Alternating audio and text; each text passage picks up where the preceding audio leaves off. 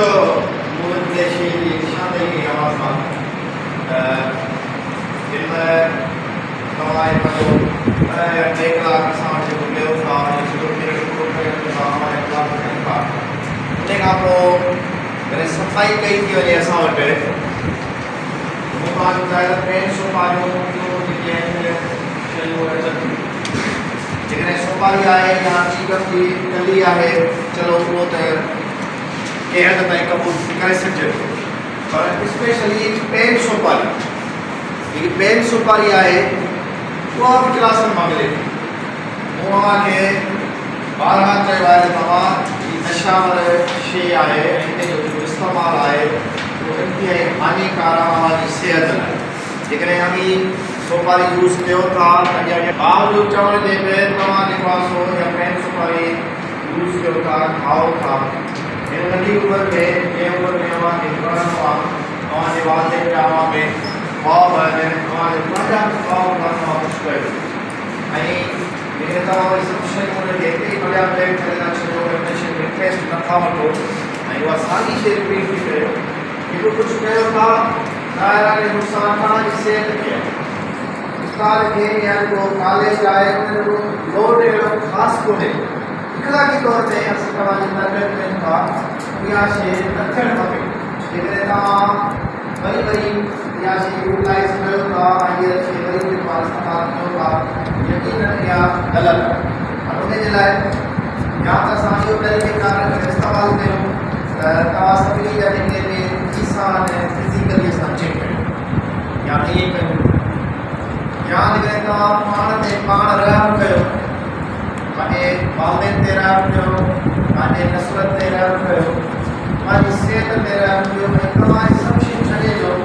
वो मसला वधिक बेहतर लेकिन ऐसी तमाम फिजिकली सुभाणे कांसे में ये दौरान तमाम चेक करना शुरू कर दासी तमाम इरिटेट थी तो नफ्सियाती तो इरिटेट थी अजीब लगो तो असी तमाम फिजिकली अखड़ों की साबिसों पॉकेट पासे आ रहा ॾिसो अजीब माना मूंखे पाण खे बि ऐसी सुठी लॻंदी आहे इन करे तावन कयो तावन तव्हां असां सां नथा कयो तावन तव्हां पंहिंजे ईमा सां था कयो इहो तावन तव्हां पंहिंजे सिहत सां था कयो इहो तावन तव्हां पंहिंजी ज़ात सां था कयो त पेट सोपारी न खाओ ऐं अक्सर ॿार जेके अचनि था इन करे कॾहिं आउं ऑफिस में वेठो हूंदो आहियां दौरान तव्हांखे चेक करणु शुरू कंदासीं त तव्हां इरिटेट थींदो नफ़्सियाती तौर इरिटेट थींदो तव्हांखे अजीब लॻंदो त असीं तव्हांखे फिजिकली अखड़ूं खीसा ॾिसूं पॉकेट पासे वारा ॾिसूं अजीब माना मूंखे पाण खे बि ऐसी सुठी लॻंदी आहे इन करे तावन कयो तावन तव्हां असां सां नथा कयो इहो तावन तव्हां पंहिंजे ईमा सां था कयो इहो तावन तव्हां पंहिंजे सिहत सां था कयो इहो तावन तव्हां पंहिंजी ज़ात सां था कयो त पेट सोपारी न खाओ ऐं अक्सर ॿार जेके अचनि था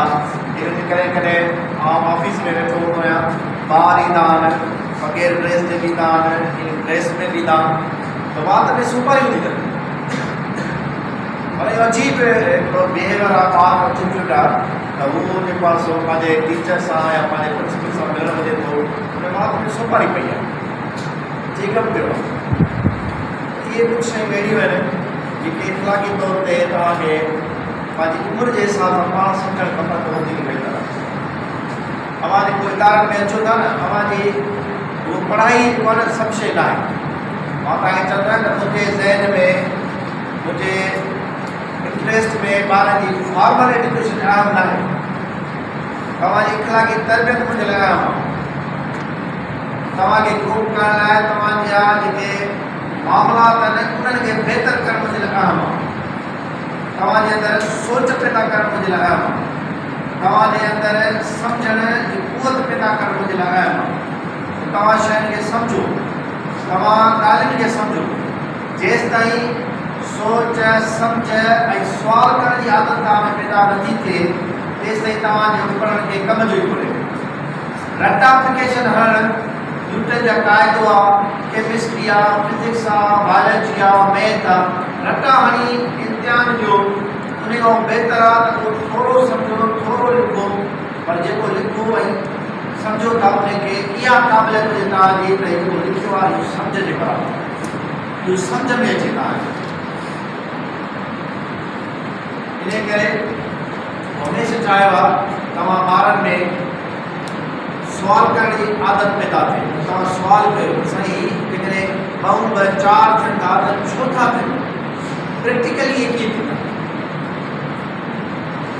ही तव्हांजी एज आहे या आहे पढ़ण जी एज आहे, लिखण जी एज आहे। इन करे मां तव्हां इहे उमेद कयां थो त कम से कम इन शइ खां तव्हांखे परहेज़ थी। ओके, पाकिस्तान जिंदाबाद।